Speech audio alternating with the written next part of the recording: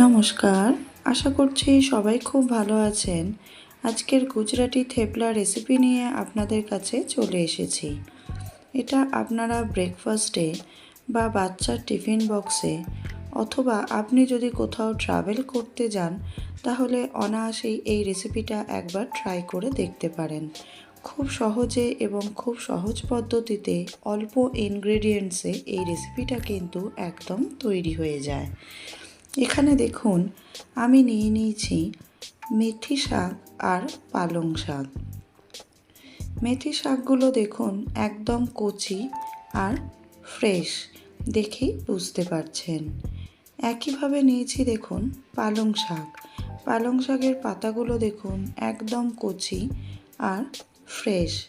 যতটা আমি মেথি শাক নিয়েছি তার অর্ধেক নিয়েছি পালং শাক।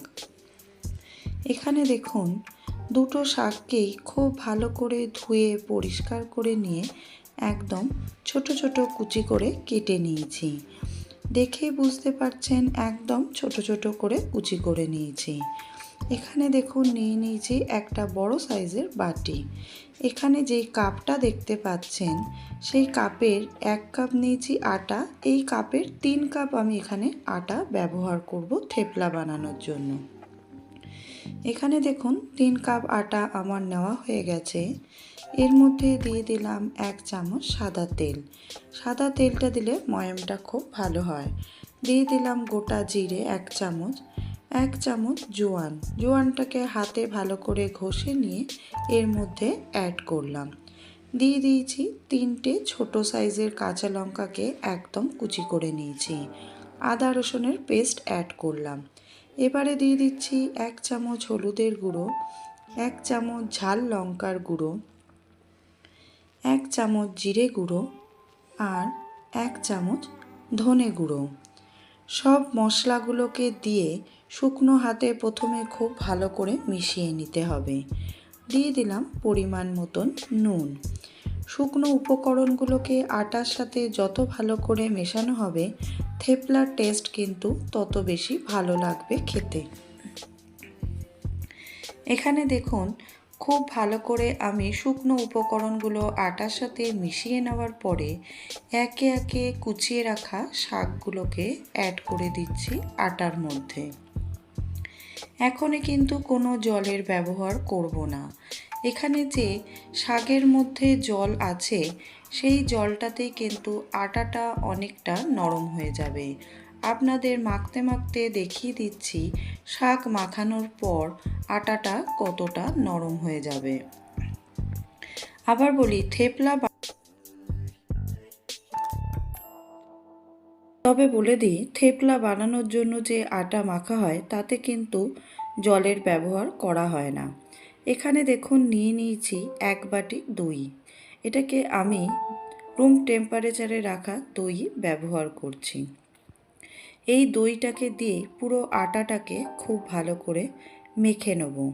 আপনারা যদি ট্রাভেলের জন্য এই থেপলা ব্যবহার করে থাকেন তাহলে দই দিয়ে মাখলে কিন্তু থেপলাটা অনেক দিন স্টোর করা যায়, একদমই নষ্ট হয় না। এখানে দেখুন অল্প অল্প করে দই আমি অ্যাড করছি আটার মধ্যে।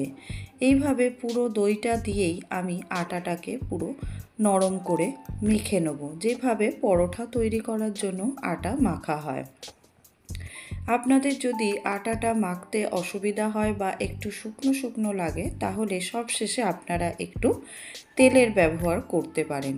এখানে দেখুন দই দিয়ে কতটা আটাটা নরম করে মাখা হয়ে গেছে, দেখেই বুঝতে পারছেন। তবে আটাটা যত ভালো করে মাখা হবে থেপলা কিন্তু তত বেশি সফট বা নরম হবে। তাই এটাই আপনাদেরকে খুব ভালো করে নিতে হবে। শক্ত হাতে আটাটাকে কিন্তু মাখবেন। এখানে দেখুন আটাটা আমার পুরো মাখা হয়ে গেছে। ওপর থেকে দিয়ে দিলাম 1 চামচ সাদা তেল। সাদা তেলটাকে দিয়েও খুব ভালো করে আটাটাকে আবার মেখে নেব, যাতে ওপরটা একদম গ্লেজি হয়ে যায়। এটা করে আমি কিন্তু কোনো রেস্টে রাখবো না আটাটাকে, কারণ থেপলা বানানোর জন্য যে আটা মাখা হয় সেটাকে কিন্তু রেস্টে রাখা হয় না, কারণ এর থেকে শাকের যে জল ছাড়বে তাতে কিন্তু আরও বেশি পাতলা হয়ে যাবে আটা।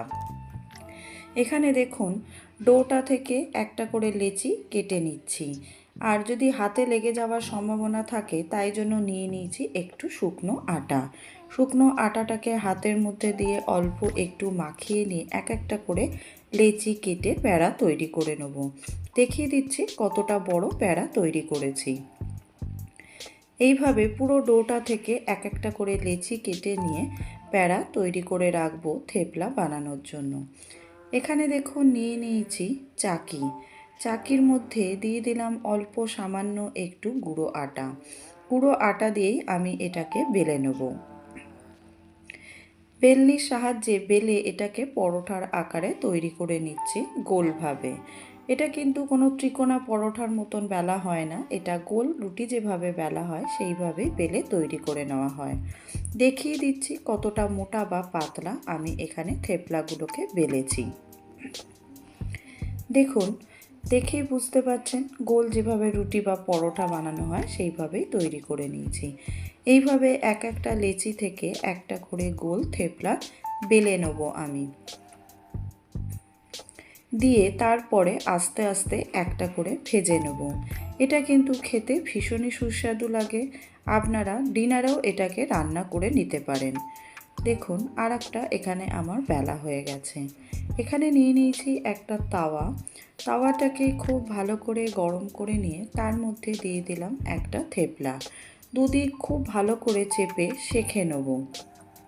আর একটা কথা বলি, থেপলা যখন শেখা বা ভাজা হয় তখন কিন্তু গ্যাসের ফ্লেমটাকে হাইতে রেখেই ভাজা হয়। তাই এটাও আপনারা একইভাবে করবেন, দেখবেন আপনাদের থেপলাও একদম পারফেক্ট হবে। এখানে দেখুন দিয়ে দিলাম সাদা তেল। সাদা তেলেই আমি থেপলাগুলো ভাজবো, কারণ আজকের থেপলাটা আমি নরম বানাচ্ছি।